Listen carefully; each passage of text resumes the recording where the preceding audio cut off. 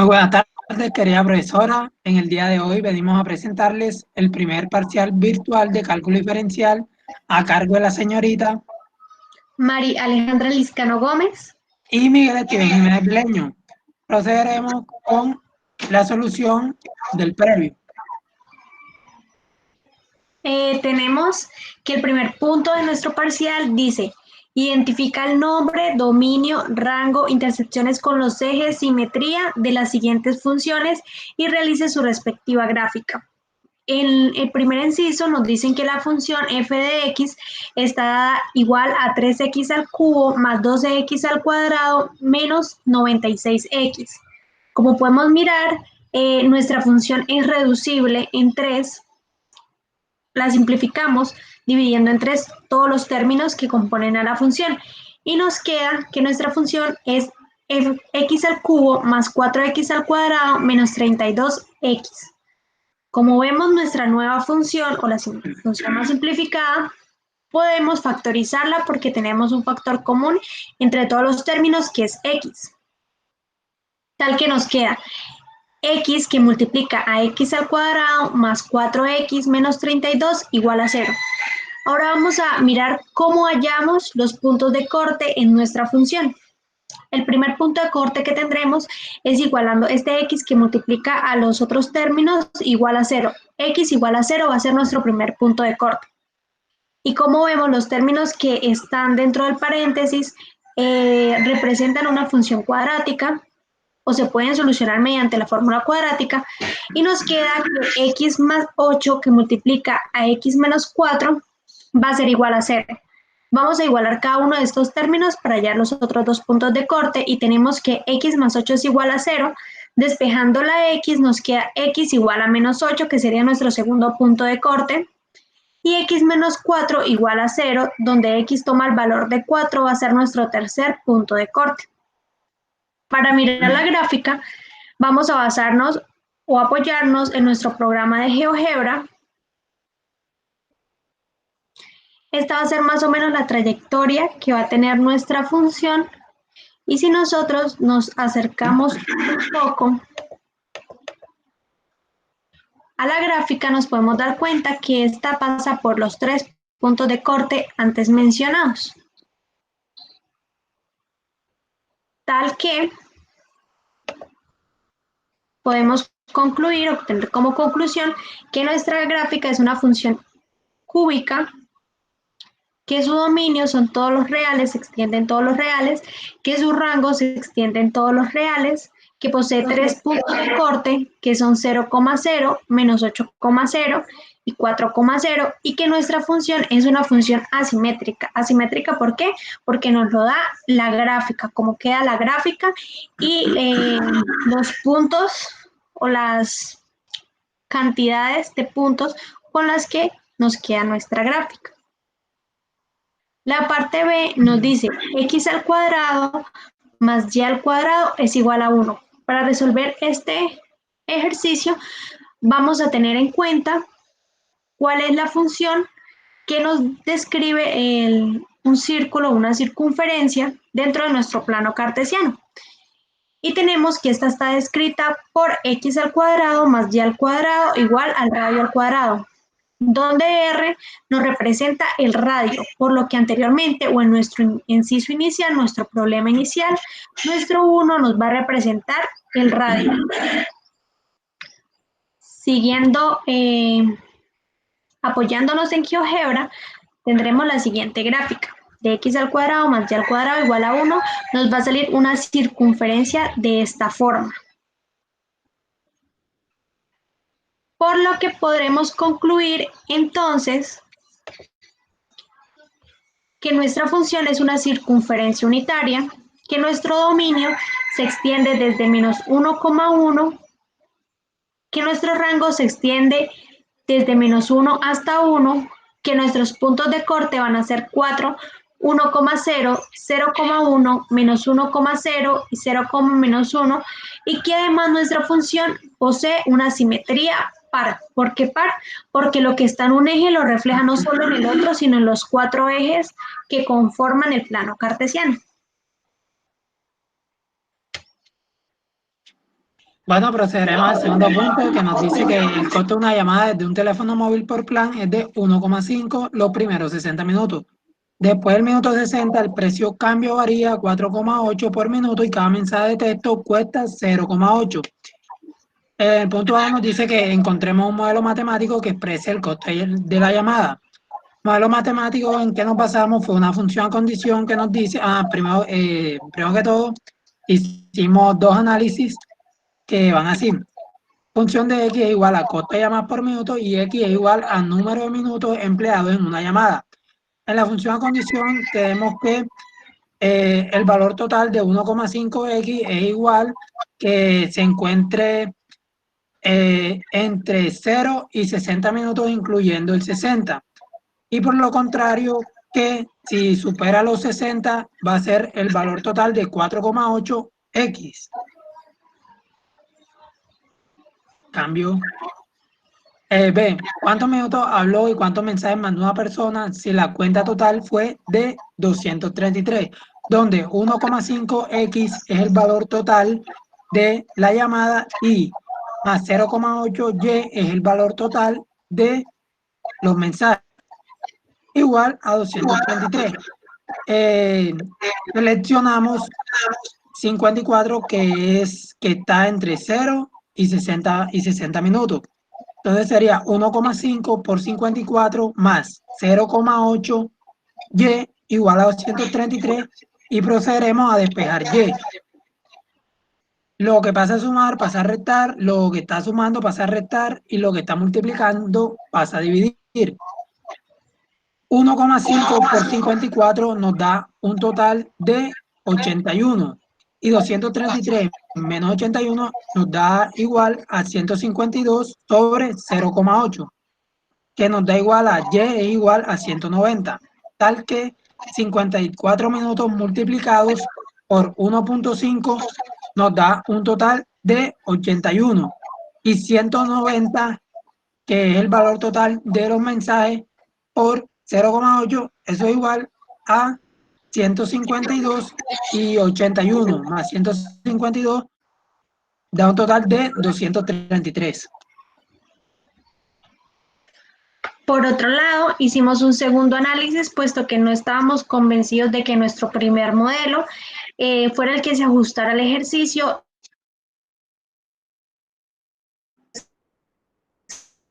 0 a 60 minutos tiene un costo de 1,5, lo tomamos como un total, luego que nuestro 1,5 se convertiría en una constante y que la razón de cambio estaría cuando supere los 60 minutos y este se multiplicaría por 4,8. Entonces decidimos que f de x va a ser igual al costo de llamadas por minuto y x la cantidad de minutos después de los 60 minutos, tal que nuestro modelo matemático se puede expresar como f de x igual a 4,8x más 1,5.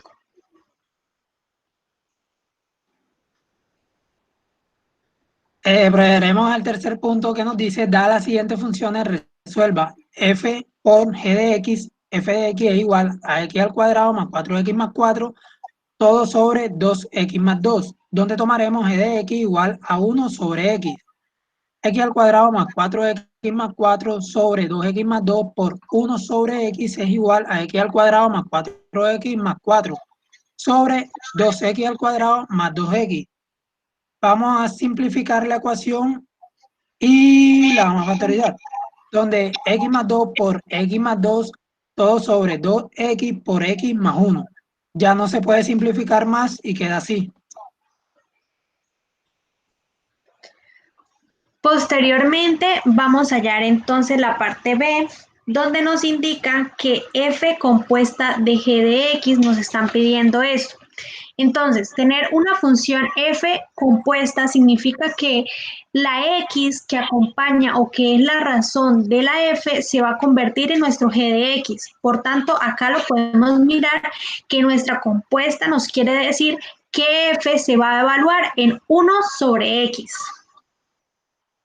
Anteriormente, como mi compañero explicó, las funciones que se van a incorporar o que se van a trabajar, entonces tendremos que 1 sobre x al cuadrado más 4 sobre 1 sobre x más 4, todo esto sobre 2 veces 1 sobre x más 2. Entonces, donde estaban todas las x de nuestra función f, vamos a reemplazarla por 1 sobre x, que fue lo que hicimos acá. Posterior a esto, ¿qué vamos a hacer? Pues un rompimiento de alguna manera de los paréntesis para que se vea no solo más ordenado, sino un poco más simple. Y tendremos que 1 sobre x al cuadrado más 4 sobre x más 4. Lo que hicimos fue multiplicar de frente a los fraccionarios. Lo mismo que hicimos arriba lo hicimos abajo. 2 por 1, 2. Y 1 por x, x más 2. Como vemos el ejercicio, nos quedaría planteado de esta manera, pero podemos hacer una reducción un poco más explícita, por decirlo de alguna manera. Y lo que vamos a hacer es que vamos a buscar denominadores iguales para poder simplificar un poco más la ecuación. ¿Cómo hacemos esto? En cada término que está tanto en el numerador como en el denominador, vamos a multiplicar las x que sean necesarias para poder simplificarlo, pero teniendo en cuenta que tanto arriba como abajo se debe multiplicar la misma cantidad de x.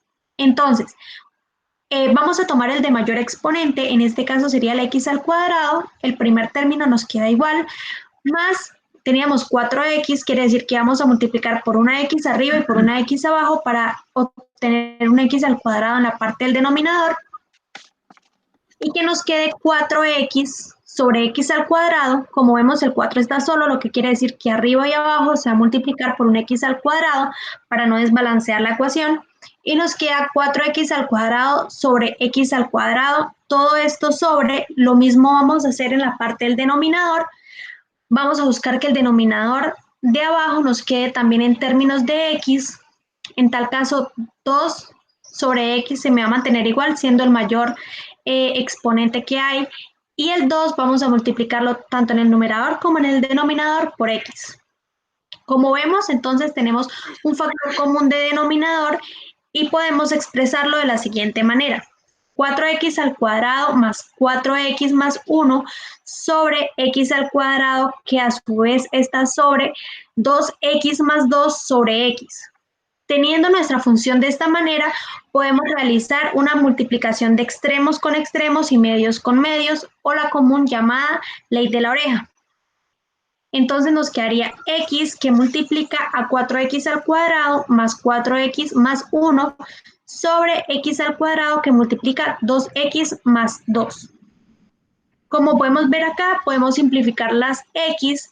Esta x se me desaparece con una de las x que está abajo, porque esta está al cuadrado, o sea, es tener 2 veces x, nos queda una x abajo.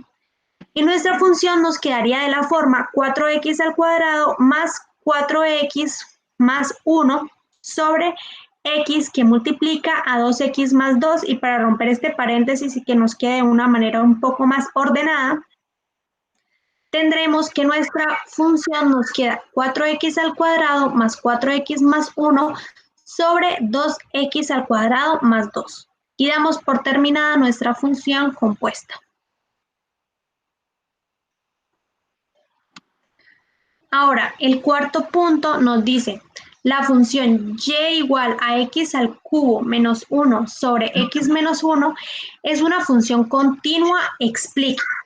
Lo primero que tenemos que ver acá es que vamos a evaluar la función en tanto se nos indetermine de alguna manera esta fracción, o mejor dicho, vamos a hallar el punto en el cual nuestra función se nos puede indeterminar. Como es una fracción, solo se nos va a indeterminar cuando nuestro denominador sea igual a 0. Por lo que tomamos el x menos 1 y lo igualamos a 0.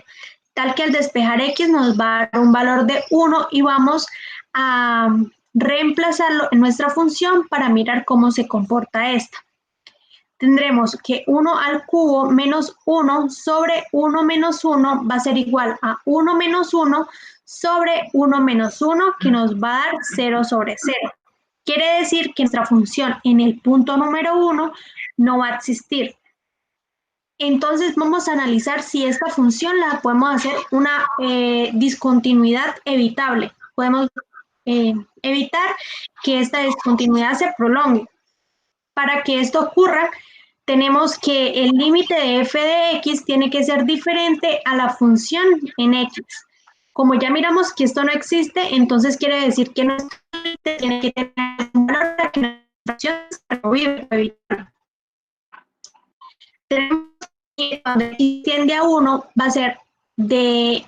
bueno, podemos acá mirar que nuestro numerador puede factorizarse en un factor común un poco más simple, que va a ser lo que nos va a ayudar a que podamos evitar la discontinuidad. Y tenemos que el parte del numerador la podemos factorizar como x que multiplica a x al cuadrado menos 1. Y a su vez que este cuadrado que nos queda en un segundo paréntesis lo podemos destruir con una diferencia de cuadrados que nos queda de la forma límite cuando x tiende a 1 de x por x más 1 por x menos 1. Y este x menos 1 con este x menos 1 se puede simplificar quedándonos el límite de la manera simple cuando x tiende a 1 de x por x más 1. Tal que al reemplazar o evaluar nuestro límite nos queda 1 que multiplica a 1 más 1 y esto es igual a 2. Vamos a mirar si esta función gráficamente nos arroja los datos finales.